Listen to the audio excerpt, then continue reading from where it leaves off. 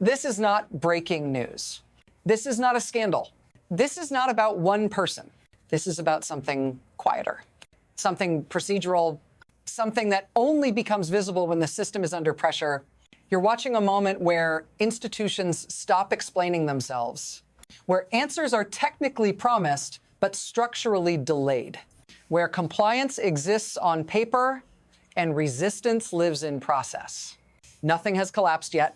That's the danger. Because when accountability doesn't fail loudly, it fails invisibly. It fails through timelines, through redactions, through reassurances that everything is being handled. And if you're listening closely, you can hear the shift, not in what is said, but in how long it takes to say it. Stay with me. Because what looks like chaos on the surface is actually discipline underneath. And once you see the pattern, you can't unsee it. This doesn't end here. It barely starts. What actually controls this system right now is not power in the obvious sense, not speeches, not elections, not even law. It's time. More precisely, control over when truth is allowed to exist. The system you're watching isn't designed to say no. It's designed to say later. Later becomes months. Months become reviews. Reviews become redactions. Redactions become explanations about why explanations are impossible. That's the architecture. On the surface, every box is checked. Requests acknowledged. Processes initiated. Good faith implied. But underneath, the mechanism is grinding something else down. Public attention, memory, urgency. Because a truth delayed long enough stops functioning as truth at all. It becomes noise, then history, then rumor. This is how accountability is neutralized without ever being denied. And once you understand that, the shouting, the denials, the distractions, they're not the story. They're cover. What matters is what quietly changed to make this possible in the first place. There was a time when disclosure meant release. A document came out, names were visible, timelines were finite. That was before delay became policy, before transparency was redefined as a process instead of an outcome, before millions of pages could exist without meaningfully existing, before ongoing review became a permanent state. This shift didn't arrive overnight. It arrived politely, incrementally, wrapped in language about care, sensitivity, and procedure.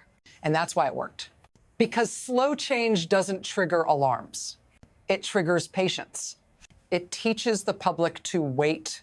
And waiting feels reasonable until it becomes endless. What used to be extraordinary is now normal.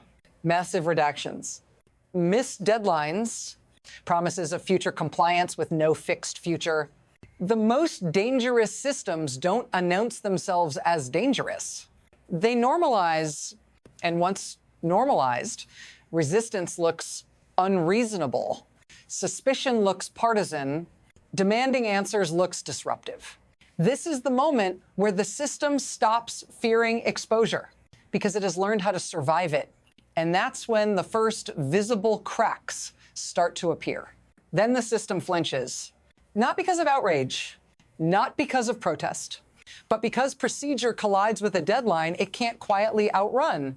A federal judge intervenes, not to accuse, not to speculate, but to ask a narrow, dangerous question. Can the court force the system to stop managing time and start producing truth? That question lands hard because suddenly delay is no longer invisible. Redactions are no longer assumed necessary. Compliance is no longer self-certified. What's presented publicly as cooperation now has to survive scrutiny. Line by line, cut by cut, excuse by excuse. And that's when the tone changes. Deflection accelerates. Attention is redirected.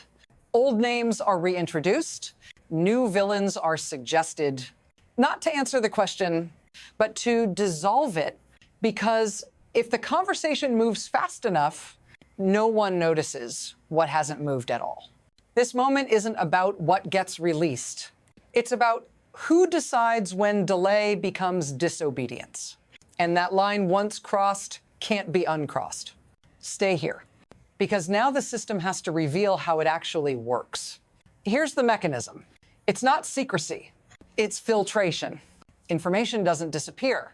It's passed through layers designed to make it survivable for power. First, volume, millions of documents.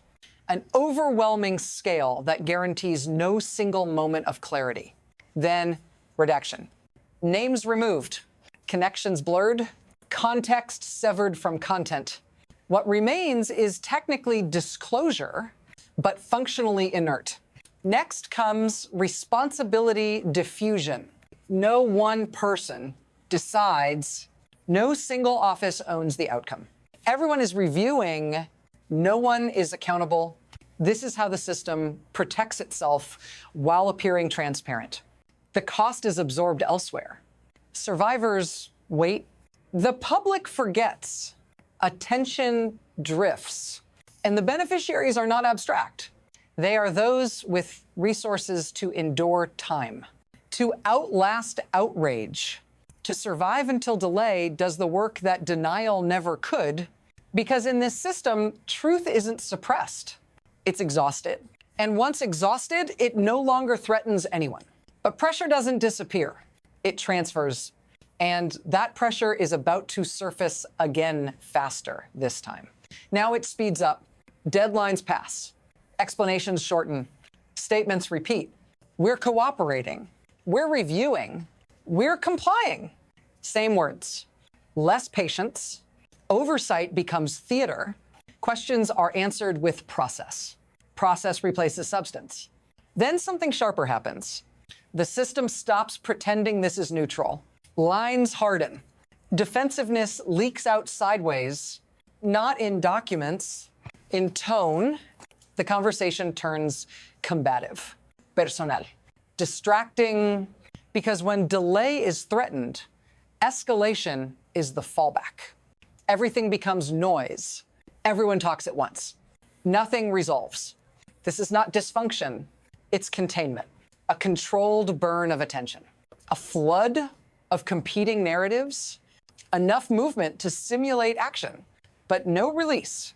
And the danger here isn't that the system might break, it's that it won't, because systems like this are built to absorb shock, to survive pressure, to wait you out until the cost of caring becomes higher than the cost of silence. That's the second crack. And this one lands closer to you than you think. This is where it stops being abstract. Because the system doesn't just delay documents, it delays lives. While timelines stretch, you're told to move on, to wait, to trust the process. But waiting has a cost. It always does. If you're watching this, you already feel it. That low-grade exhaustion, that sense that accountability is something other people get later, somewhere else. Maybe never. This is what institutional delay does to you. It trains you to lower expectations, to confuse legality with legitimacy, to accept that answers arrive only after consequences are gone. And when you disengage even slightly, the system notices, because attention is the only deadline it truly fears. This is why staying with this matters, why watching to the end matters, why refusing to let delay become normal matters. Not because you'll get closure, but because without pressure, there is none. And the system is counting on you to blink first. Don't, because what comes next isn't personal anymore. It's bigger than this country. Once a system learns it can outlast accountability at home, it exports the lesson. Because institutions don't operate in isolation. They're observed, studied, copied. What happens here becomes precedent elsewhere. Delayed disclosure teaches other governments what's possible. That laws can exist without enforcement. That transparency can be managed instead of honored.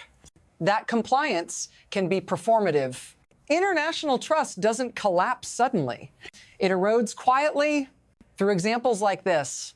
Allies stop assuming good faith. Adversaries stop pretending to care. Everyone recalibrates. If accountability is optional at the center, it becomes laughable at the edges. This is how corruption stops looking exceptional and starts looking structural.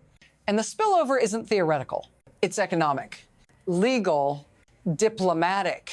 When truth is delayed, contracts wobble. Institutions hedge, confidence thins. No announcement marks the shift. No declaration warns you. You just wake up one day and realize fewer people are willing to take your word for it. That's the cost of turning transparency into theater. And now the question isn't whether this can be contained, it's how fast it accelerates from here. From here, the system has three possible paths. None of them are clean. The first is adjustment, a recalibration that restores trust just enough to stabilize, limited disclosure, carefully managed consequences, enough truth to quiet pressure, not enough to disrupt the architecture that caused this. The second is erosion, slower, more familiar, delay becomes permanent.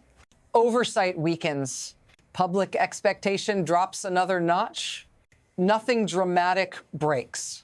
It just keeps thinning. Confidence, legitimacy, memory, and then there's rupture. That's when delay stops working. When pressure stops dissipating, when the system's own mechanisms collide with each other, courts versus executives, law versus process, truth versus time, rupture doesn't announce itself either. It looks like confusion at first, contradictions, missed signals, until suddenly everything moves at once.